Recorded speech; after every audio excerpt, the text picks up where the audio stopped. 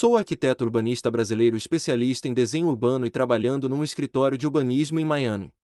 Esse assunto do seu vídeo faz parte da minha dissertação de mestrado que pretendo defender na Universidade de Miami em 2025. Você passou uma visão geral bacana das principais diferenças entre Brasil e Estados Unidos. Mas o que achei engraçado é que esses subúrbios americanos que você mostrou como exemplo de algo bonito, vários de nós urbanistas aqui nos Estados Unidos condenamos veementemente, mas já te explico o porquê. As cidades brasileiras são feias por três fatores principais, sendo eles: legislação urbanística, falta de senso de pertencimento e pobreza, material e cultural. No tocante à legislação, a lei federal que ordena a produção de novos bairros no Brasil, e que espelha a criação de toda a lei municipal sobre o assunto, é a de número 6.766 de 1979. Trata-se de uma lei absurdamente arcaica e que falha em absolutamente todos os seus objetivos. Veja que no texto dessa lei em nenhum momento aparece a palavra urbanismo, pois se trata meramente de uma lei de parcelamento do solo para fins urbanos, que é o ato de picar uma gleba em lotes autônomos com abertura de vias servindo a esses lotes. Isso sozinho mata o urbanismo brasileiro. Por quê? Porque a arquitetura nunca pode ser desvencilhada do urbanismo, e é justamente o que acontece no Brasil. Primeiro uma loteadora vem, faz a obra horizontal e vende os terrenos vazios. Depois cada pessoa física ou jurídica compra o seu terreno e faz o que ela quiser, dentro da sua possibilidade financeira, técnica e intelectual. Então não é raro você ver um galpão horroroso de 9 metros de altura, sem nenhum recuo, ao lado de uma casa unifamiliar e esta ao lado de um prédio de 30 andares, se o zoneamento permitir isso. Isso porque ainda estamos falando da cidade formal, pois na cidade informal, que são as favelas e loteamentos clandestinos, tudo é feito de qualquer jeito e na base da gambiarra, e depois os vereadores aparecem como anjos para dar asfalto, água, luz e esgoto aos moradores em troca de voto. As próprias leis de zoneamento e planos diretores adotados pelas cidades brasileiras muitas vezes são copia-e-cola de textos de outras cidades, pois prefeituras de cidades pequenas geralmente não possuem um corpo técnico capacitado, ou mesmo vontade política de fazer algo decente. Não se iluda, pois isso também acontece aqui nos Estados Unidos, inclusive somos contratados para encontrar inconsistências e contradições nessas leis e melhorá-las.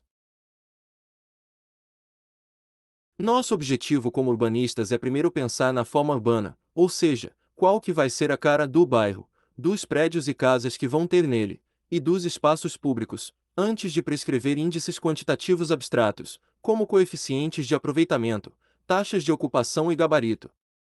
No Brasil, e na maior parte dos Estados Unidos, é feito justamente o contrário. A forma urbana é prescrita por meio de índices e coeficientes abstratos e a forma urbana resultante sempre é imprevisível, e feia demais.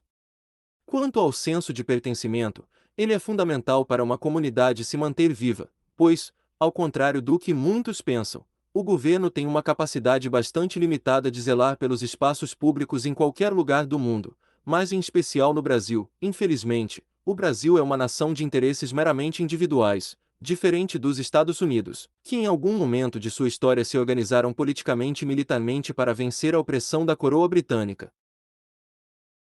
A independência do Brasil, pelo contrário, foi meramente formal e aconteceu dentro de um gabinete. O 4th of July, ou Independence Day, é comemorado com muito orgulho e fervor aqui nos Estados Unidos e a coisa mais comum de ver nos bairros é uma bandeira americana hasteada na fachada de cada casa e edifício cívico. Me diz, quando foi a última vez que você viu uma bandeira brasileira hasteada numa casa no Brasil fora do mês da Copa do Mundo? Os brasileiros, mesmo agora vivendo numa nação soberana, ainda mantiveram sua mentalidade colonial, a qual sobrevive até hoje. Quer um exemplo? A primeira coisa que um brasileiro faz quando compra um terreno para erguer sua casa num bairro aberto é levantar muros de quase 3 metros de altura em todo o perímetro do terreno, fechá-lo com um portão de ferro opaco e ainda por cima meter em cima dos muros uma cerca elétrica, ou caco de vidro, para os menos afortunados. Isso destrói qualquer relação que a casa teria que ter com a rua, para fazer da rua um ambiente seguro, confortável e acolhedor para todos que andam nela. Caminhe pelas ruas de Seaside ou de Celebration, na Flórida, e você vai entender do que estou falando. Ainda por cima, O brasileiro, com seu espírito de porco, ainda solta seus cachorro vira-lata caramelo na rua para cagar na calçada dos vizinhos e ainda se ofende quando o vizinho vem reclamar da sujeira. Quando existe uma pracinha no núcleo do bairro, quase ninguém se voluntaria para cortar a grama e fazer a manutenção dos brinquedos do playground e demais equipamentos, caso a prefeitura não o faça, e ela quase nunca faz. Nunca me esqueço de uma vez que nós, time de urbanistas, fomos com a maior alegria do mundo apresentar o master plan de um bairro novo para o prefeito de Caieiras, SP à época, e ele já nos cortou de cara falando: pode arrancar tudo essas praças aí, pois o mato cresce e a prefeitura não tem dinheiro para mandar cortar. Agora me diz, como dá para fazer bairros bonitos e urbanismo de qualidade num país se essa é a mentalidade padrão do seu povo e de seus governantes? Por fim, a pobreza é nosso algoz. O Brasil, infelizmente, é um país pobre, e o seu governo gigante que suga tudo o que pode e regulamenta tudo o que não deve nos impede de crescer e prosperar. O empreendedor que vai construir bairros novos no Brasil geralmente tem que contar só com seu próprio dinheiro e pode quebrar a qualquer momento se não souber orquestrar bem seu fluxo de caixa. Isso se reflete, e muito, na qualidade das obras que são entregues à população. Só em 2017, no governo Temer, que foi lançado o Produlote, o primeiro programa federal que previa linhas de financiamento público para loteadores por meio da Caixa. Mas só pelo nome do programa dá para notar aquela mentalidade jurássica dos anos 1970, visto que o objetivo dele ainda é só aumentar o número de lotes urbanos produzidos no país, porém com pouquíssima preocupação com o resultado estético dessa empreitada. Ou seja, quantidade sem nenhuma qualidade. Esse é o mesmo espírito do Minha Casa, Minha Vida. Entregam projetos que parecem campos de concentração soviéticos, com casinhas todas iguais a perder de vista. E esses projetos são tão mesquinhos, que muitas vezes não prevêem uma pracinha ou espaço de lazer para as crianças e idosos carentes, justamente os que menos têm opções de lazer e entretenimento, e, por fim, eles acabam disputando com os carros o espaço das ruas. Quando nós vamos fazer um projeto de habitação popular nos Estados Unidos, nossa regra número 0 é nunca, jamais fazer um projeto de habitação popular que se pareça com o projeto de habitação popular. Por quê? Porque esses bairros normalmente carregam a estigma de abrigar bandidos e pessoas sujas e desordeiras.